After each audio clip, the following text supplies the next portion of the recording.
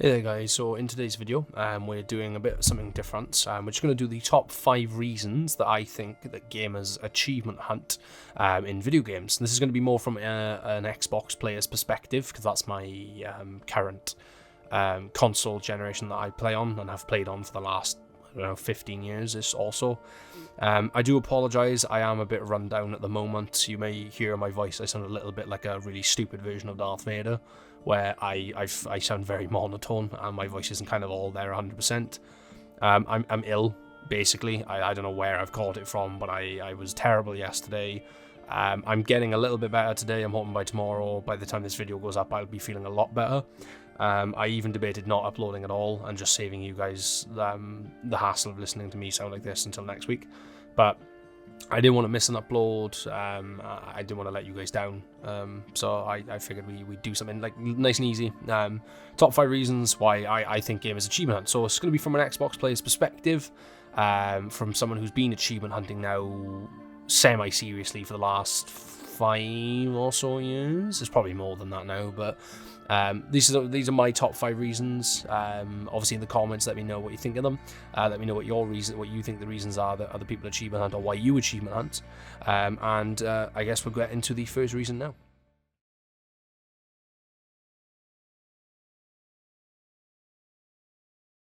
So the first reason I've got on my list is the kind of bread and butter, really, of achievements for an Xbox player. And that would be gamerscore. Now, obviously, anyone who's been and played on an Xbox, whether that be the Xbox One to the Xbox 360 to the Series X, it doesn't really matter. You'll know that when you unlock an achievement, you obviously get the achievement. All right, nice, cool. If it's a rare achievement, obviously you get the diamond and the ooh, nice noise, and the ooh, only percentage players have this one. And obviously you get gamerscore. Now, some games are really generous in their gamerscore giving. So Grounded is a perfect example where, you know, some of the achievements in that game are worth 200 gamerscore, and the game itself is worth over 3,000, I believe. Other games are far more stingy with their game score. Red Dead Redemption 2 is a perfect example of this. The game takes roughly on average about 250 hours to 100% complete, and the game itself is only worth 1,000 game score. So a lot of gamers game for game score. Now personally, it's not one of my major reasons. It is a nice reason, and it is nice to watch it go up, especially when you don't check it for a while and the increment gets bigger. So I'm currently, I believe, if I'm remembering correctly, I'm nearing 180,000. I'm not quite there yet, but I'm definitely getting close. So it'll be really, really cool to eventually hit the 200,000 mark. That'll be really cool. Obviously, you've got gamers like, I believe, Stallion. Anybody who doesn't know, it's like a massive Xbox player who grinded out game after game after game, essentially, and was I believe the first person to hit a 1 million game score. He actually has like a lifetime supply for free of Xbox Live and Ultimate Game Pass forever for the rest of his life. He's got like a gold-plated card that says his name on it. So yeah, it is a big thing among achievement hunters. The game score is nice. Now for me, it's not my major reason. It is a nice reason, and it's cool again to watch the numbers go up and to work towards the next biggest goal. It's not my be-all, end-all. I have other reasons that I find more, let's not say addictive, because that makes it sound like I have a problem. You know, I have other reasons I find nicer and more attractive to achievement hunt. But gamerscore is number 5 on the list. Definitely a main player. I don't know what it's like for PlayStation players. I don't know if you guys have scores, because I know you guys have the platinum trophies that we don't have. But I don't know if you guys get score, or do you just get the trophies? I don't actually know how it works. Anyone that's a PlayStation player, let me know. I'm genuinely curious. I've never actually thought about it until now, to be honest with you. But I don't know how it works for you guys, but on Xbox we get gamer score as well as the achievement. And I would say that's reason number 5 for me. So the bottom of the list, gamer score is the bottom of the list, really. Nice reason, not my be-all, end-all, but a nice reason to go for achievements. Moving on then to number 4.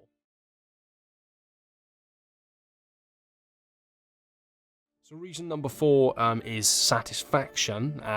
So I don't know about you guys, but when I get achievements, especially harder achievements, like if it's an achievement I've been working towards for a while, or it's an achievement for doing something particularly difficult in a game, whether it be kill a certain boss or do a level in a certain way, and then you finally, like after trying, bit by bit. So a really good example for me would be Titanfall 2, actually.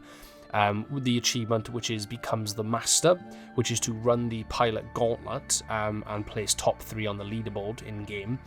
I found that achievement more difficult than completing Titanfall 2 on the hardest difficulty, because it is a hard achievement. You've got to run the course, you've got to be near flawless, you've got to get every target killed, and be quick enough to hit the end in time. And it just took repeated try after repeated try after repeated try. It took me hours upon hours of practice and watching YouTube guides on the best way to do it. And that was literally holding me away from my 100% at the time for Titanfall 2. It was the only thing I had outstanding on that game, was that achievement. I just could not for the life of me get it. And then one day I did it. I run it again for the 100th time. I ran the gauntlet again. And I managed to pull it off, pure silence, pure concentration, get to the end, I've done it, wait anxiously for the achievement to pop, then it pops, look at it, nice work, you've done all the achievements for this game, congratulations. I'm like, yes, finally. It's taken hours of practicing this, and I've finally done it. I don't know about you guys, but to me, I find it really satisfying when I do that. And same for things like collectibles. If I've been working my way through a list of collectibles in game, and it's been taking a little while, and I'm just kind of chipping away at it. It's nice when you finally get to the last, and like, oh, this is going to be the last collectible. Grab it, achievement pops. Nice, okay, cool, that's done. Don't need to grab anything else. Now I've got all the collectibles. Really, really cool, really nice. Double bonus if it gives you something in game as well as an in-game reward. That's an extra bonus for me. But that's reason number 4, which is just pure satisfaction of getting achievements, especially the more difficult and rare ones. Very, very satisfying. I suppose moving on now to number 3. So reason number 3 is what I've called doing everything. And that essentially is doing everything in a game. Now, obviously, there are going to be situations where getting every achievement in a video game is not necessarily going to mean you've done everything in the game itself. So a good example of this is Fallout 4. I 100%ed Fallout 4, and there were still loads and loads of locations on the map I hadn't discovered, and there were still loads and loads of side quests that I hadn't done or hadn't even discovered yet. Did I go back and do them? No. By this point, I'd had my fill of Fallout 4, and it was really nice to be 100%ed and done with it, and I've really enjoyed the DLCs. But at that point, it was nice to be done with it. I wasn't really interested in doing more. I would kind of, had my fun with the game. If I ever go back to it, I very unlikely will, but if I ever did, then that content's there waiting for me if I want to do it. And then a good example of the other side of the spectrum is Cyberpunk 2077. I 100%ed Cyberpunk at the beginning of this year, did the DLC Phantom Liberty as well. Thoroughly enjoyed, a really good game. I know there's literally nothing left for me in that game. There are no gigs, there are no side missions, there are no main missions, there are no cars to buy, there are no apartments to buy, there are no weapons to get, there's nothing. There's nothing left in that game for me, other than just random events that happen while I'm out and about and just exploring and not really doing anything productive. And that's also nice. It can be a little sad if you've really enjoyed the game. Like for me, shutting down Cyberpunk for the final time was really sad, and I miss it a lot, but there's just nothing left for me. I've had every ending, I've done every story playthrough, I've done every quest, I've done every mission, I've done every side mission. There's nothing in that game for me anymore. Shutting it down for the final time was sad, but it was also satisfying at the same time, looking at the 100% and being like, yeah, do you know what, I've done that, really cool. Like I've poured hours into this game, and now I'm done with it.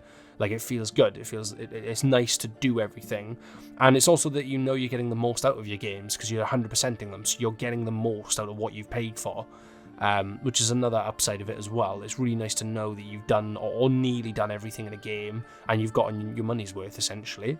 But that is my reason number 3, is just doing everything is satisfying and means that you've gotten your time and money's worth of a video game as well, especially if it was enjoyable and really, really fun. Again, it can be a little bit sad if you've really enjoyed it and you're going to miss it, but it is really satisfying at the same time. Moving on now to reason number 2. So reason number 2 isn't one that applies to me a lot of the time because it's not something I like to brag about, but reason number 2 is literally showing off. I've had people look at my game score sometimes and they've had to take a double look because they can't believe that I've got nearly 200,000 game score. And then I look at other people with like 500,000 gamer score, and I can't believe how they've got 500,000 gamer score. Like, I think that's mad, and then people think that mine is mad. It is just showing off. You know, there's no leaderboard for gamer scores really on Xbox at the moment. There are monthly ones, but those are kind of hit or miss. Like, I don't really care about those because it really depends what you're playing at the time. But having like an overall leaderboard of all your friends, like game score of all time, would be really cool because you could see it like fluctuate if people start catching up and things like that. That could be quite cool to implement that as a thing, and even one globally for Xbox as a whole, like every Xbox player in the world. That would be really cool to see where you stand globally in terms of game score. That would be really cool.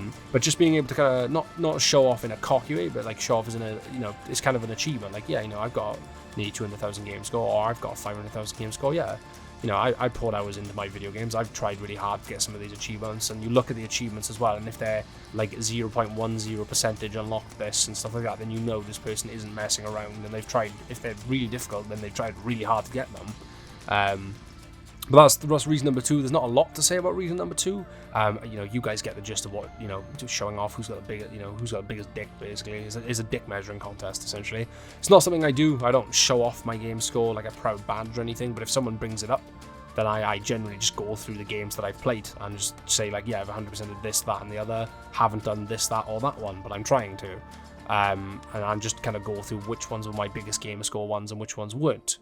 But that's reason number 2, is just kind of showing off and being proud of the achievement of the game score that you have, the amount of games that you've 100%ed, and the achievements, especially when the unlock rate is quite rare. It's nice to kind of be one of the people that has those achievements unlocked. I suppose rolling up now to reason number 1. So reason number 1 is literally called perfection.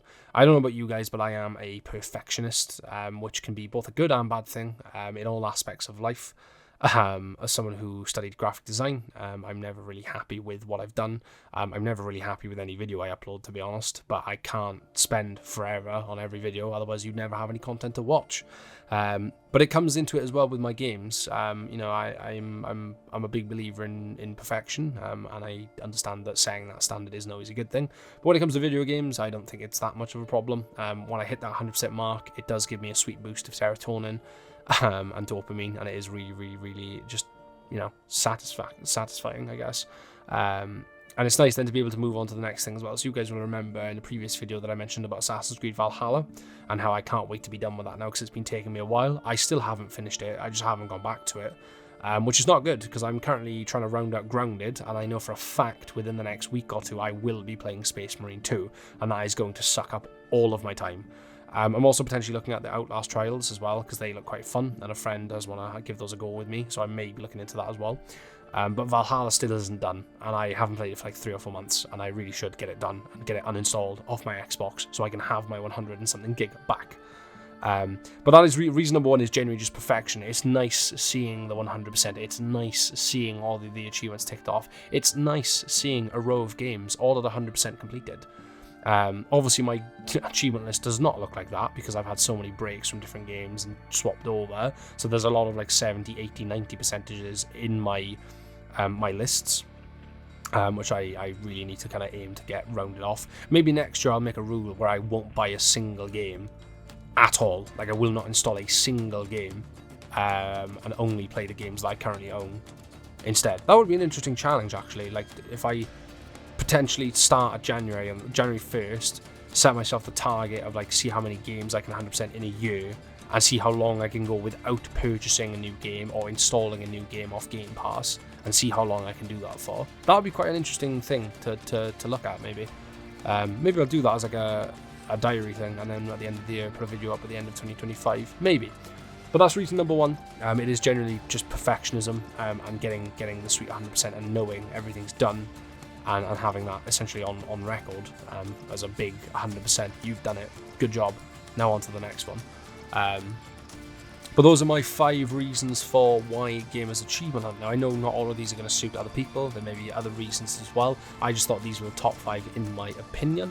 If you've got different reasons or you've got reasons that suit you that I haven't mentioned, then please leave a comment. I'm really curious to see why other people achievement hunt and Also, it's nice to see why people who also cheapen hunt like myself, what their motives are, if some are the same, if some are different, if there's new ones I've never thought about personally myself. Be really cool. If you did enjoy the video, please leave a like, comment and subscribe. Not the most heavily edited one that I've made to date, mainly because again I am ill, but I didn't want to miss an upload for you guys. So take care of yourselves, have a good weekend, and I will see you all in the next video. Take care.